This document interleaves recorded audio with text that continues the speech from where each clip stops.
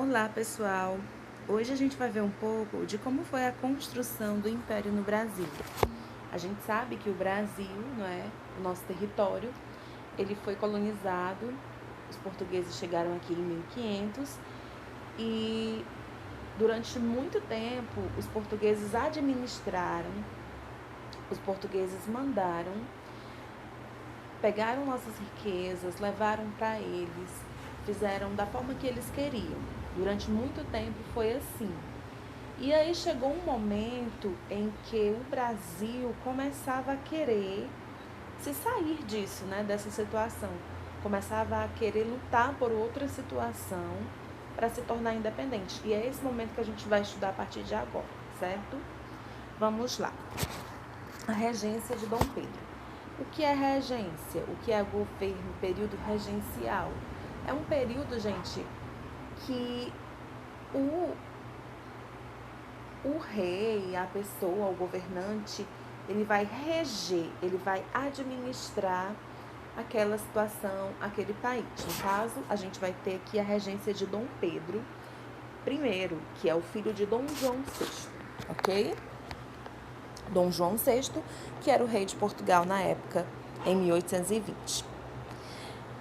Em 1820, em Portugal, ocorreu uma revolta que envolvia diversos setores da sociedade e que ficou conhecida como Revolução Liberal do Porto. Os rebeldes formaram uma assembleia de governo e elaboraram uma constituição e exigiram que Dom João VI voltasse para Portugal.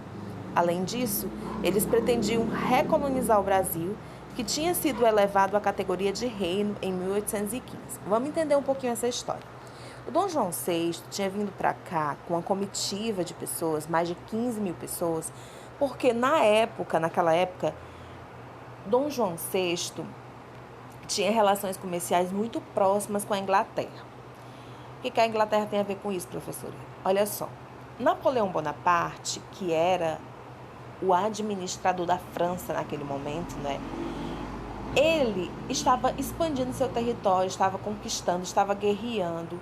Então, Napoleão queria que Portugal não fizesse mais acordos comerciais com a Inglaterra. O que aconteceu? Portugal não queria desfazer os seus acordos comerciais com a Inglaterra e também não tinha exército para lutar contra Napoleão. E aí, qual foi a saída? Foi vir para o Brasil, meio que fugidos mesmo. Alguns livros de história contam até a fuga da família real. Mas assim, a gente não sabe se foi exatamente uma fuga, mas foi uma alternativa, foi uma saída que Dom João VI encontrou. Ele não tinha exército para lutar contra Napoleão Bonaparte, da França, e também não queria se desfazer, né, dos acordos comerciais com a Inglaterra. Então ele veio para o Brasil, elevou o Brasil à categoria de vice-reino de Portugal. O Brasil ficou conhecido como Reino de Portugal. A sede do reino ficou aqui no Brasil. Mas aí a gente sabe que o Brasil naquela época, ele não tinha um desenvolvimento, ele não tinha escolas, ele não tinha ruas asfaltadas, ele não tinha saneamento básico. Então, assim, foi muito complicado. Então, o que Dom João fez? Ele instalou uma série de melhorias no Brasil. Exemplo, criou faculdade de medicina lá no Rio de Janeiro, criou o Jardim Botânico no Rio de Janeiro, trouxe estudiosos, pessoas que iriam estudar as reservas ambientais do Brasil, anotar, fazer as anotações. Dom João VI criou o Banco do Brasil, criou a imprensa, os jornais. Então, Dom João VI trouxe muitas melhorias para o Brasil. Professora, essas melhorias, elas atingiram toda a população? Não, elas não atingiram toda a população. Os negros, os índios, aquelas pessoas pobres da época, elas não... Para elas, a vida de Dom João VI não mudou em nada. Continuou a mesma coisa. Elas continuaram trabalhando muito e suas vidas continuaram a mesma, né? Continua a mesma coisa. Não influenciou na vida dessas pessoas, as pessoas mais pobres e dos trabalhadores do Brasil. Então, voltando aqui para o nosso assunto de hoje. Como o Dom João VI teve a Revolução lá do Porto, a Revolução Liberal do Porto, as pessoas exigiram que o Dom João VI voltasse para Portugal, o Dom João VI teve que voltar para Portugal. Pressionado, Dom João VI voltou para a Europa, mas deixou seu filho Dom Pedro no Brasil como príncipe regente. Insatisfeita com a atitude do monarca, a Assembleia Portuguesa também exigiu a volta de Dom Pedro. Então, assim, aos portugueses, eles não estavam satisfeitos. Eles diziam assim, não, Dom Pedro voltou, mas nós queremos também que esse príncipe aí, o Dom Pedro, volte também, que a gente quer mandar no Brasil, a gente quer voltar a ter domínio sobre o Brasil. Eles estavam percebendo que o Brasil estava crescendo, o Brasil estava se tornando, digamos, mais livre, né? E eles não queriam isso. Então, eles exigiram que Dom Pedro voltasse. Mas, no Brasil, os setores da elite se organizaram em torno do príncipe regente e deram-lhe apoio para desobedecer às ordens vindas de Portugal. Surgiu, então, o Partido Brasileiro, que reunia políticos como José Bonifácio, Cipriano Barata e Gonçalves Ledo. Esses homens coletaram milhares de assinaturas pedindo que Dom Pedro ficasse no Brasil. Em 9 de janeiro de 1822, o príncipe aceitou o pedido de ficar no país e esse dia ficou conhecido como o Dia do Fico. 2 meses depois, decretou que as ordens vindas de Lisboa só seriam cumpridas se ele autorizasse. Então, Dom Pedro disse, fincou o pé, bateu o pé e disse, não vou voltar. Eu não volto para Portugal.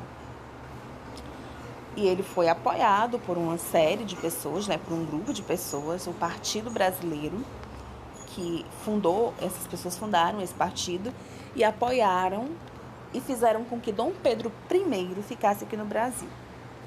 Os líderes da Revolução do Porto desejavam o liberalismo para Portugal e o colonialismo para o Brasil.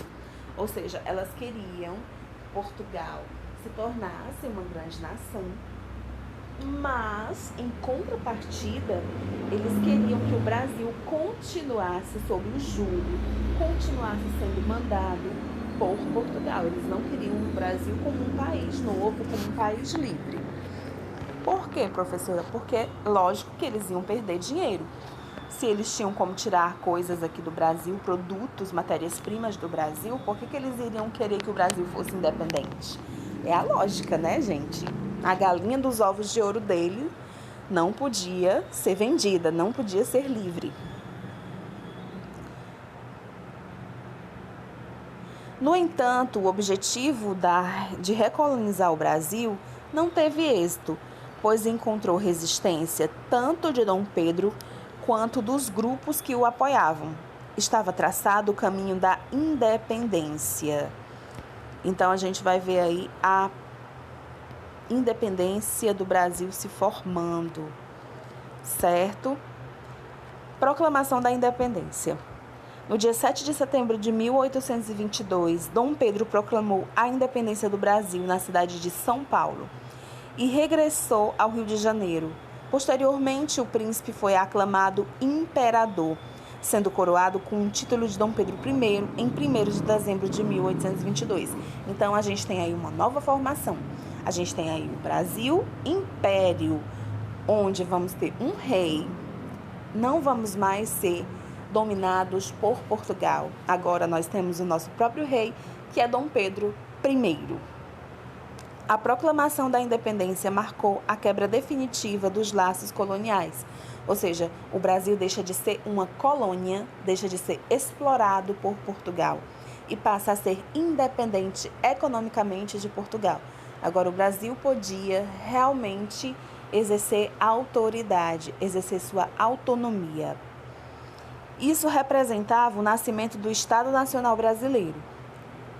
Nesse Estado foi adotada a monarquia como forma de governo. Eu já expliquei em outros momentos que monarquia, arquia significa poder, mono, um. Então, a primeira forma de governo que nós tivemos foi a monarquia. Ou seja, o poder, poder, nas mãos de um soberano, de uma pessoa, do monarca. Mono significa um. Então, nós vamos ter aí o poder na figura de um rei, certo? De uma pessoa, de um monarca. Isso contrastava com a maioria dos países da América Espanhola, que se tornaram repúblicas após as suas independências.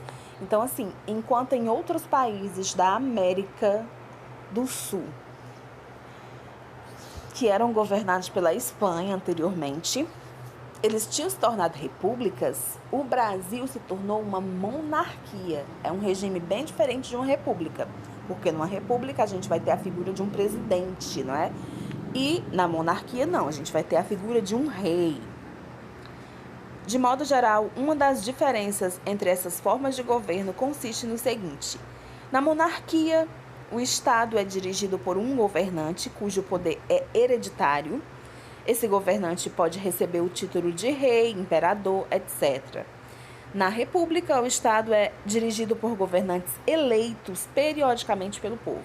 Então, temos aí a diferença. Monarquia é um governante que o poder é passado de pai para filho, ou seja, hereditário. E ele pode ser o rei, o imperador, etc. Na República, não. São as pessoas que vão escolher quem vai representar aquele país. Apesar das diferentes formas de governo adotadas, tanto no Brasil quanto nos demais países latino-americanos, a maioria da população continuou lutando por direitos políticos e sociais. Professora, quer dizer que nada mudou quando Dom Pedro foi coroado o rei do Brasil? Gente, mudou a forma de governo, mudou as relações comerciais, mas não mudou a vida do povo brasileiro. O povo brasileiro continuou miserável, o povo brasileiro continuou analfabeto, o povo brasileiro continuou lutando contra uma série de injustiças que haviam naquele momento.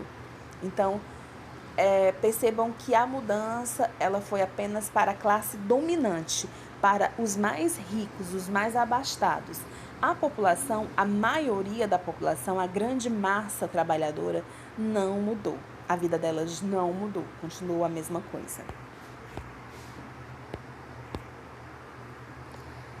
E aí a gente teve várias lutas pela independência. Em algumas regiões do Brasil, as elites locais estavam mais ligadas a Portugal que as demais capitanias.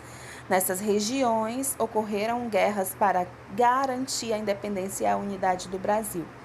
Teve na Bahia, teve no Piauí, teve no Pará, certo?